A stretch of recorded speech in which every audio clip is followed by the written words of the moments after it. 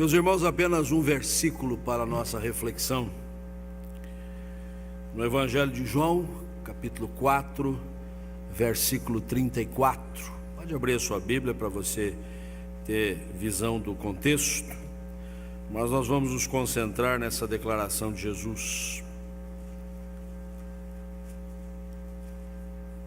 E mesmo com a Bíblia aberta, olhe para a tela e vamos ler juntos o texto apresentado. Lemos: a minha comida consiste em fazer a vontade daquele que me enviou e realizar a sua obra. Natal é cântico, canções que fazem parte da nossa história, canções que aprendemos na casa do Senhor, que cantamos em família. É pena que só nesse período é que a gente acaba cantando este elenco de canções próprias do Natal. Acho que é por isso mesmo que a gente não vê a hora de chegar esse período para poder cantar estas músicas. Natal é tempo de presentes. O presente maior é Jesus, mas a gente não deixa de trocar presentes, né? Nem que seja pela via do amigo secreto. Difícil escolher, né? O pessoal agora já põe balizamento, é de tanto a quanto, né? Depende da liquidação que você vai, né? Você pode até achar uma coisa boa por preço bem camarada, né? Natal é luz, luzes da cidade, programas especiais. Então aí vem, é música, é festa, é presente, é passeios, é comida também. Já definiu o cardápio de amanhã? Vai ser peru ou chester? Vai ser tender ou lombo? Vai ter farofa? E o mais importante, vai ter passas? Não, decida antes, porque depois de tirar elas do meio do arroz não vai ser brincadeira, né? E às vezes o cardápio da ceia de Natal é motivo de briga, complicado. Que hoje tem uma série de restrições. Tem gente que não come isso, o outro não come aquilo, então a gente tem que fazer comida para todo mundo. E aí a gente come uma semana inteira a comida da ceia, né? A gente já não aguenta mais olhar para ela, né? Que tem que fazer muita coisa. Mesmo que tenha assim um junta-panela, né? Várias famílias se reúnem, mas depois cada um leva o seu bocado. Eu acho que Jesus sabia bem a respeito disso. Ele sabe todas as coisas, evidentemente, mas até dentro da sua humanidade, que é similar, é semelhante à nossa, ele já fazia ideia dessa necessidade do povo cear para celebrá-lo. E aí faz essa declaração tremenda: a minha comida, eu tenho uma comida, eu tenho uma ceia, eu não sou jejuno, eu me alimento. E é importante entender que Jesus está em viagem e chega aqui na província da Samaria, que ficava bem no meio entre a Galileia, onde ele foi educado, criado e sediou o seu ministério, e a Judeia, onde ele caminhou para o cumprimento da sua missão, onde ele deu a sua vida na morte. Ele nasceu na Judéia, em Belém, mas foi criado na Galileia, e ele então transitava sempre por essa província intermediária que tinha uma característica muito particular. Os samaritanos não são judeus. Os samaritanos retêm algumas coisas da tradição hebraica, mas não outras, e na verdade criou-se até uma inimizade. É por isso que o relato de João 4, que é a conversa entre Jesus e a mulher samaritana, é tão rico de detalhes sobre preconceitos, racismo, preferências religiosas e até mesmo uma abordagem direta de Cristo consoante a vida particular da mulher, vida moral, vida familiar. O importante é que o corolário disso é que a samaritana não apenas se converte, mas se torna uma das maiores missionárias que já se conheceu na face da terra. Pouca gente se converteu numa manhã e de tarde já tinha levado uma cidade inteira aos pés do Senhor Jesus. E essa mulher, cujo nome nós nem sabemos, ela foi palco desta tão abençoada união de conversão e evangelização. Tem muito a aprender com essa mulher. Mas o fato é que, neste ínterim entre a conversão da samaritana e o seu trabalho missionário, os discípulos voltaram. Tinham ido à cidade comprar alimentos. E quando eles retornam, eles já estranham que Jesus estivesse conversando com esta mulher. O homem não conversava com mulher nessa abordagem direta, muito menos uma samaritana com alguém da tradição dos judeus. E o fato é que despertou nos discípulos, mais do que uma curiosidade, uma crítica acerba, forte, contundente, e ao ensejo de que insistissem que Jesus se alimentasse dos alimentos que eles haviam buscado na cidade. Jesus então saiu com essa: eu tenho uma outra comida para comer, e a minha comida consiste em fazer a vontade daquele que me enviou e realizar a sua obra. Eu quero aproveitar este momento em que nós estamos preocupados com o cardápio de amanhã à noite, principalmente as donas de casa, vão ter que correr para o supermercado ainda para dar os retoques finais, os convidados que vão receber, e o fato de Jesus nos colocar diante de uma mesa especial e pensar aqui nos ingredientes, virando aqui não, gente, indispensáveis na Magna Ceia. Eu espero que amanhã a sua ceia natalina seja magna também, grande, robusta.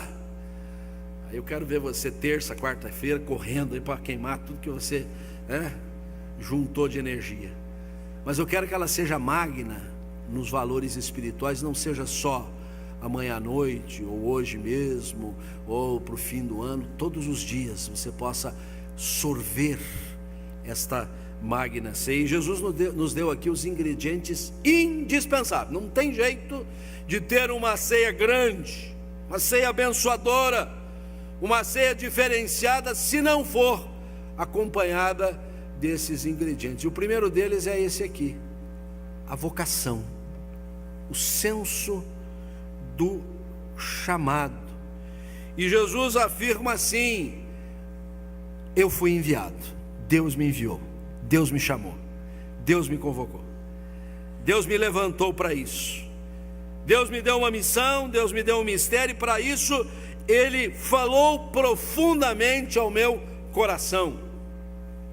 Jesus está fazendo esta declaração perante os seus discípulos, não apenas aqueles imediatos, não aqueles que foram testemunhas oculares desses fatos, não apenas aqueles que estranharam Jesus estar naquele momento conversando com a samaritana, para só depois entender tudo que tinha acontecido.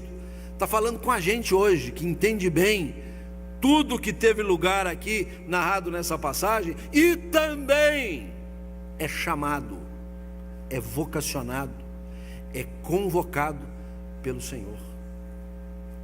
Você pode assentar-se à mesa para provar disso, daquilo outro, com todos os cuidados que você sabe que tem que ter com a sua saúde, mas não pode faltar na sua mente o sentido de que você é um escolhido de Deus, que Deus chamou você das trevas para a sua maravilhosa luz, e estando agora na luz, Deus chama você para o serviço cristão, e Deus lhe conferiu dons, capacitações, Deus lhe chamou para um ministério específico, Deus lhe dotou para você poder ser instrumento nas suas mãos, e esse sentido vocacional precisa fazer parte do nosso DNA cristão.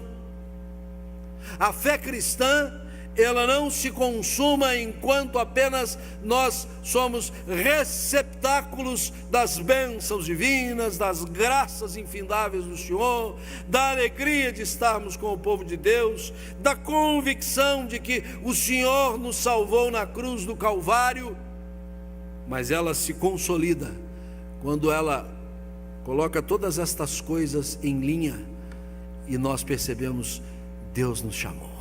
O nosso Deus é um Deus que fala. um Deus que não está calado, e a sua voz é uma voz que chama, nos chama de longe, nos chama quando estamos distantes, nos chama quando estamos esfriados, nos chama quando estamos em dúvidas, nos chama quando estamos incrédulos. Curioso isso, porque a fé, ela tem lugar exatamente a partir das grandes dúvidas que a gente levanta, dos grandes questionamentos que a gente coloca em tela, quando a gente fica indagando, mas e como, e tal, e quando, e pode ser, e o que será? E é no meio de todas estas indagações que a fé vai brotando. É a forma de Deus chamar. Quando a gente vai fazendo uma retrospectiva das Sagradas Escrituras, a gente vê a variedade do chamado do Senhor. Ele chama um Abraão de uma terra distante, pagã, absolutamente alheio ao conhecimento da fé bíblica, e diz assim: você vai para uma nova terra, terra que eu vou te mostrar, vou te abençoar, você vai ser bênção para todos os povos da terra. E a voz do Senhor é forte, é profunda, e alcançou aquele coração, e ele obedientemente seguiu. Deus assim foi chamando tanta gente.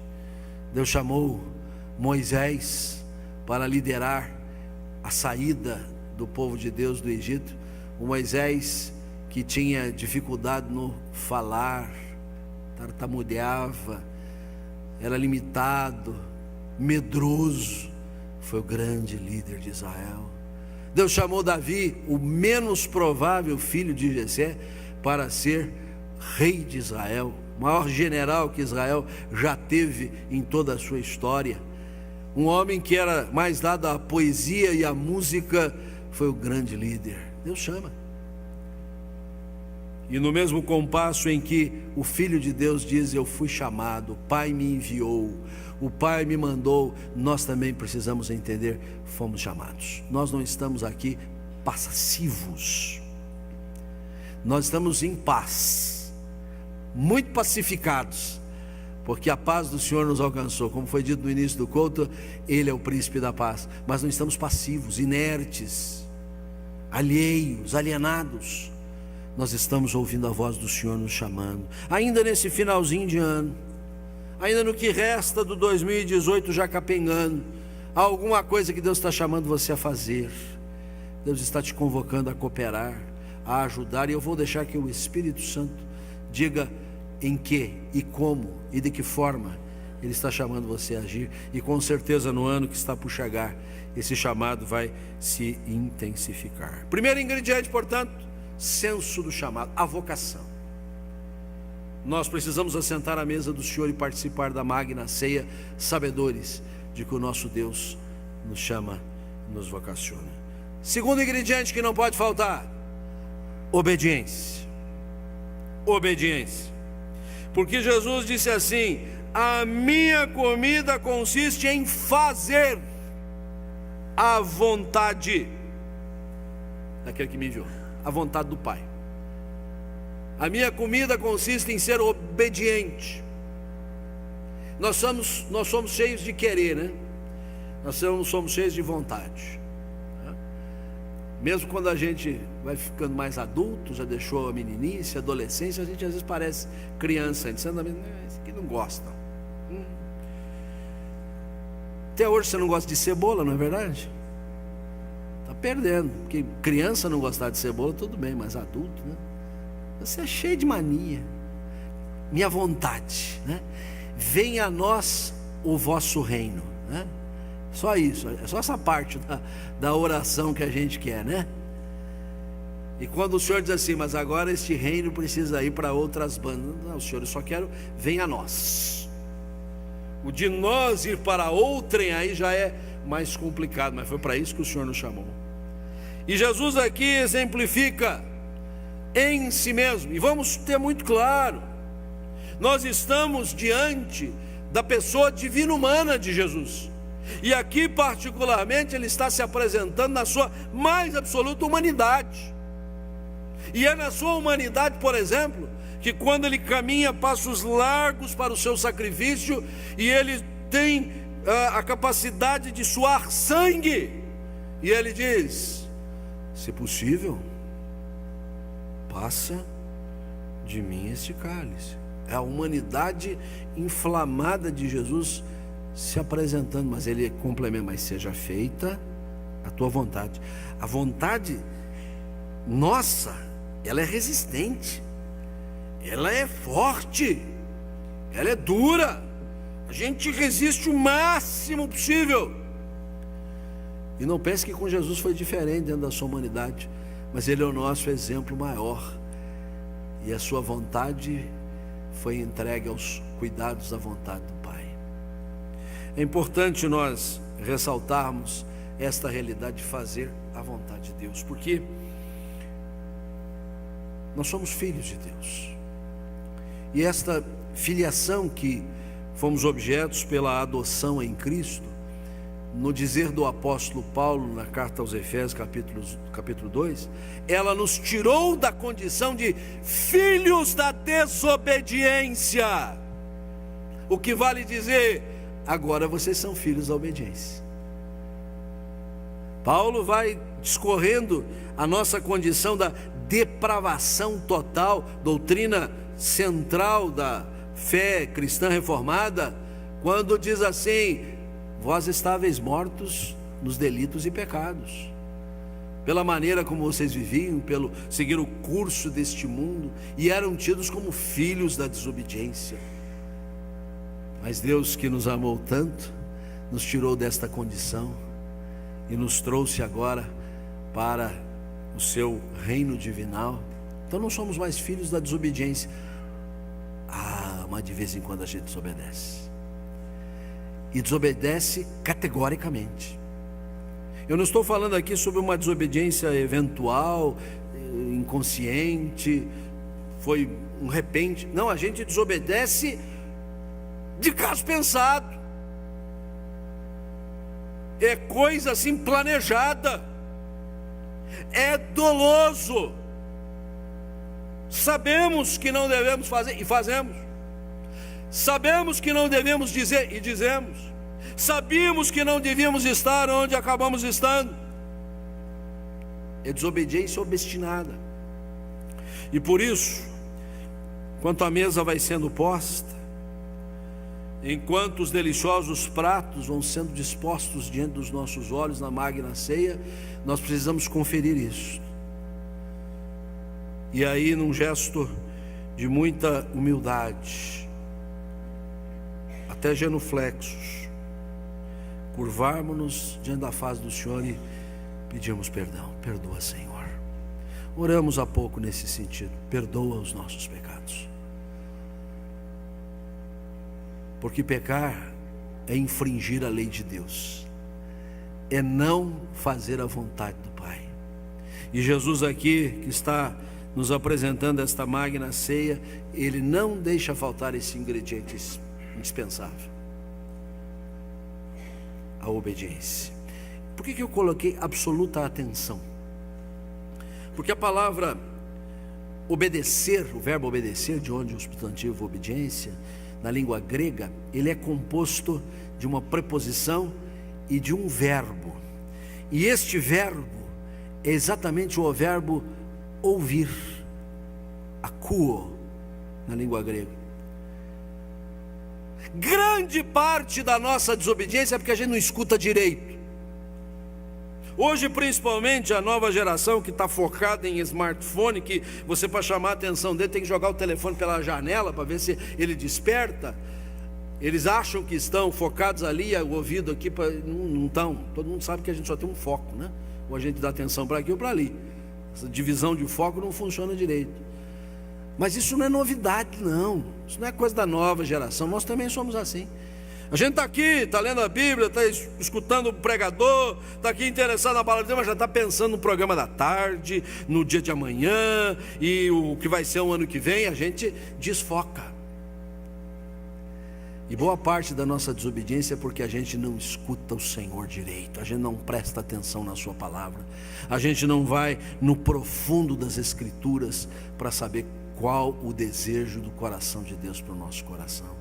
Por isso essa obediência exige uma absoluta atenção aos ditames da palavra do Senhor.